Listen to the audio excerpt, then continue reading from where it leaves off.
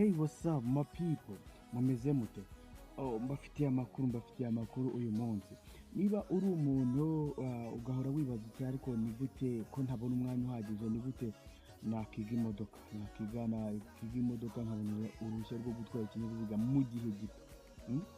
Ukaba uri umuntu w'umusirimu ukavuga ati ariko nabigira gute, ukaba wenda uzi n'umunyamahanga ushobora kuba azi icyongereza cyangwa igifaransa gusa, ariko ukaba wibaza uti ariko nihe umuntu yakiga igihe gito akabona ikinyabiziga. Ariko anyway, niba uri umuntu w'umusirimu muri iyi minsi ukaba udafite uruhushya rwo gutwara ikinyabiziga, byaburamo akantu, ariko ufite igisubizo. Ndabikurikirana ndeba, nitwa Niyo Shana, nkorera muri Welcome Driving School ku Gisozi, niho biri kubera.